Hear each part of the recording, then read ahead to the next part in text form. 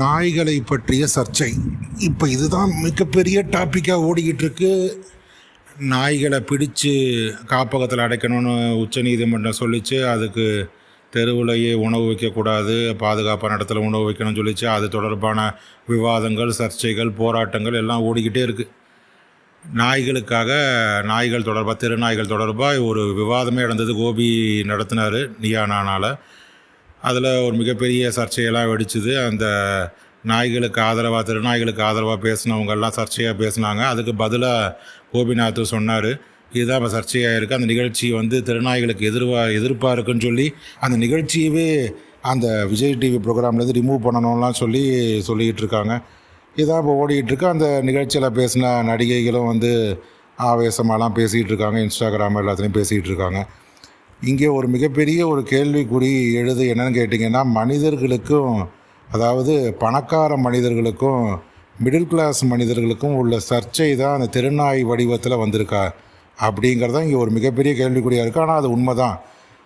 மனிதர்களே பார்த்திங்கன்னா ஜாதி விட்டு ஜாதி பிரச்சனைகள்லாம் வந்துட்டு இருந்தது. ஜாதி பிரச்சனைகள்லாம் வந்துட்டு இருந்தது. இப்போ என்னென்னா பணப்பிரச்சனை, பணத்தின் அடிப்படையில் மனிதர்களிடையே பாகுபாடு அதிகமாகிடுச்சு அப்படின்னு தான் இதெல்லாம் தோணுது. ஏன்னா பணக்கார வீட்டுக்குள்ளே நாய் இருக்கும், ஆனால் தெருவில் அதிகமாக நாய்களே இருக்காது, தெருநாய்கள் இருக்காது. அதுவும் சொல்லப்பட்டது விவாதத்தில். ஆனால் பெரும்பாலும் மிடில் கிளாஸ் இருக்கக்கூடிய ஏரியாவில் தான் தெருநாய்கள் அதிகமாக இருக்கும். அங்கே தான் நிறையா பிரச்சனைகள்லாம் வருது அப்படிங்கிற மாதிரியான ஒரு விஷயம் இங்கே தெரிய வருது.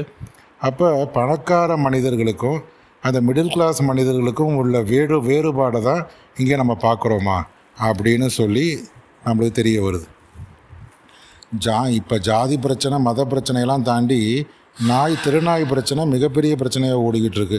அந்த திருநாய் பிரச்சனை எப்படின்னு பார்த்திங்கன்னா, அது பணக்கார மனிதர்கள், அதாவது காரில் போயிட்டு வரவங்க நாயை வளர்க்குறாங்க, திருநாய்களை ஆதரிக்கிறாங்க. காரில் போக முடியாதவங்க திருநாய்களை எதிர்க்கிறாங்க அப்படின்னு சொல்லி நம்ம 2 பிரிவாக பிரிச்சுக்கலாம். அப்படின்னா இங்கே பிரச்சனை யாருன்னு கேட்டிங்கன்னா, பணக்கார மனிதர்களுக்கும் மிடில் கிளாஸ் மனிதர்களுக்கும் இல்லை ஏழை மனிதர்களுக்கும் அப்படின்னு சொல்லலாம். அப்போ இங்கே பிரச்சனை எப்படி இருக்குதுன்னு பார்த்திங்கன்னா, இப்போ பணத்தால் ஏற்படக்கூடிய இந்த பாகுபாடுனால இந்த பிரிவு பிரச்சனை ஏற்பட்டிருக்கு அப்படின்னு சொல்லலாம். திருநாய் பிரச்சனை ஏற்பட்டிருக்குன்னு சொல்லலாம். ஏன்னா உண்மையிலே பணக்கார மனிதர்கள் எல்லாருமே பெரும்பாலும் ஆதரிக்கிறாங்க திருநாய்களை. ஆனால் மிடில் கிளாஸ் மனிதர்கள், ஏழை மனிதர்கள் தான் அதை எதிர்க்கிறாங்க. என்ன காரணம்னா, அவங்க தான் தெருவில் நடந்து போகிறாங்க. தெருவில் நடந்து போகும்போது அந்த நாய்கள் கடித்து வச்சது பிரச்சனையை உருவாக்கிடுது. சின்ன சின்ன குழந்தைகள்லாம் கடித்து வைக்குது. ஒரு ஊரில் பார்த்தா ஒரு குழந்தை தொட்டியில் தூங்கிக்கிட்டு இருக்கு, அதை தூக்கிட்டு ஓடி போயிடுச்சு திருநாய் இப்படி பல மனிதர்களை, சின்ன குழந்தைகளை கடித்து வைக்குது. ஆனால் இவங்கெல்லாம் யாருன்னு பார்த்திங்கன்னா, முக்கியமான விஷயம், இவங்கெல்லாம் மிடில் கிளாஸ் மனிதர்கள் இல்லை ஏழையான மனிதர்கள் அப்படின்னு சொல்லலாம். இப்போ பார்த்திங்கன்னா பிரச்சனை எப்படி வந்திருக்குன்னா, பணக்கார மனிதர்களுக்கும் மிடில் கிளாஸ் அல்லது ஏழை மனிதர்களுக்கும் இடையேயான பிரச்சனை தான் இந்த தெருநாய் பிரச்சனை அப்படின்னு சொல்லலாம். பணக்கார மனிதர்கள் பெரும்பாலும் தெருநாயை ஆதரிக்கிறாங்க. ஆனால் உண்மையிலே அதனால் சஃபர் ஆகக்கூடியது மிடில் கிளாஸ் மனிதர்களும் ஏழை மனிதர்களும் அந்த தெருநாய்களை பாதுகாப்பான இடத்துல வைக்கணும் தான் சொல்கிறாங்க. அதுவும் முக்கியமான விஷயம், நாய்களை கொல்லணும்னு சொல்லலை, எங்கே வைக்கணும்னா பாதுகாப்பாக வைக்கணும்னு சொல்கிறாங்க. அது நியாயமான விஷயந்தான். ஆனால் பணக்கார மனிதர்கள் பூரா இந்த தெருநாய்களுக்கு ஆதரவாக குரல் கொடுத்துட்ருக்காங்க. ஏன்னா தெருவில் அவங்க நடந்து போகிறதில்ல, பெரும்பாலும் காரிலேயே போகிறதுனால அந்த நாயினால் ஏற்படக்கூடிய தொந்தரவு என்னன்னு தெரியாமல் போயிடுச்சு. ஸோ தொந்தரவுனா என்னென்னு தெரியாத ஒருத்தங்க அந்த தெருநாய்களுக்கு ஆதரவு கொடுக்குறாங்க. இதுதான் இங்கே முக்கியமான விஷயம். தொந்தரவை அனுபவிக்கிறவங்க எதுக்குறாங்க, தொந்தரவை அனுபவிக்காதவங்க ஆதரிக்கிறாங்க இப்படியும் நம்ம பிரிக்கலாம். தெருநாய்களோட தொந்தரவை அனுபவிக்காதவங்க ஆதரிக்கிறாங்க, தெருநாய்களோட தொந்தரவை அனுபவிக்கிறவங்க எதிர்க்கிறாங்க. இப்படியும் நம்ம 2 பிரிவாக பிரிச்சுக்கலாம். அப்போ இது பணக்காரர்களுக்கும் ஏழைகளுக்குமான பிரச்சனை தெருநாய்கள் அப்படின்னு சொல்லலாம். இதனால் சஃபர் ஆகிறவங்க தான் அப்போ இதில் யார் பக்கம் சொல்லலாம், யார் பக்கம் பேச முடியும் அப்படின்னு கேட்டிங்கன்னா கொஞ்சம் கஷ்டமான விஷயம். ஆனால் இங்கே என்ன ஒரு முக்கியமானதுன்னா, மனிதாபிமானம் அப்படிங்கிறது பார்க்கப்படலை அப்படின்னு நினைக்கும்போது ரொம்ப வருத்தமாக இருக்குது. அப்போ பணக்கார மனிதர்களுக்கு மனிதாபிமானம் கிடையாதா அப்படின்னு சொன்னால், மனிதர்களுக்கு மேலே அபிமானம் கிடையாதான்னு கேட்டோன்னா இல்லைன்னு தான் சொல்லணும்.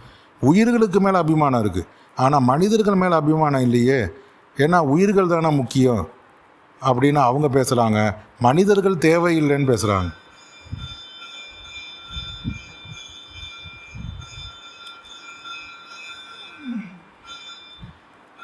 இது ஒரு குழப்பமான ஒரு விஷயமா இருக்குது. மனிதர்களுக்கு மேலே அபிமானம் இல்லை, உயிர்களுக்கு மேலே அபிமானம் இருக்குது. அப்போ உயிர்களுக்கு அபிமானம் காட்டுறவங்க மனிதர் மேலே அபிமானம் காட்ட மாட்டாங்களான்னு கேட்டிங்கன்னா அவங்க பணக்கார நபர்கள். பணக்கார நபர்களுக்கு நாய்களை வளர்ப்பது, நாய்கள்னால் ஏற்படக்கூடிய துன்பங்கள் தெரியாது. நாய்களை வளர்ப்பாங்க, ஆனால் நாய்களால் ஏற்படக்கூடிய துன்பங்கள் தெரியாது. ஆனால் துன்பத்தை தெரிஞ்சவங்க மிடில் கிளாஸும் ஏழைகளும் அவங்க எதுக்குறாங்க. இதுதான் இப்போ ஒரு மிகப்பெரிய பிரச்சனையாக ஓடிக்கிட்டு இருக்கு. இந்த கோபிநாத்தும் நீயா நானா ப்ரோக்ராமில் ரொம்ப எதிர்ப்பாக பேசினார். அவர் நியாயமாக பேசினாருன்னு கூட சொல்லலாம், ஆனால் கொஞ்சம் கோபமாக பேசிட்டார். இருந்தாலும் உடனே அதை பிடிச்சிக்கிட்டு அந்த நிகழ்ச்சியே வேண்டான்னு சொல்லி அதுக்கு எதிர்ப்பாக பேசிக்கிட்டு இருக்காங்க. உண்மையிலேயே இந்த பிரச்சனை யாருக்கு நடந்துகிட்ருக்கு அப்படின்னு சொன்னிங்கன்னா, நாயினால் பாதிக்கக்கூடிய மனிதர்களுக்கும் நாயினோடைய பாதிப்பு தெரியாதவங்களுக்கும் இடையே ஒரு பிரச்சனைன்னு சொல்லலாம். இல்லை பணக்காரங்களுக்கும் மிடில் கிளாஸ் அல்லது ஏழைகளுக்குமான பிரச்சனை அப்படின்னு சொல்லலாம். இதுதான் இந்த தெருநாய் பிரச்சனை ஓடிக்கிட்டு இருக்குது. தெருநாய்களை பாதுகாப்பாக தான் வைக்கணும், அது தப்பே கிடையாது. ஆனால் மனித உயிர்களுக்கு பிரச்சனை வரும்போது தெருநாய்களை பார்க்க முடியாது, மனிதர்களை தான் பார்க்கணுங்கிறத மனசில் ஆழமாக பதிய வச்சுக்கணும்.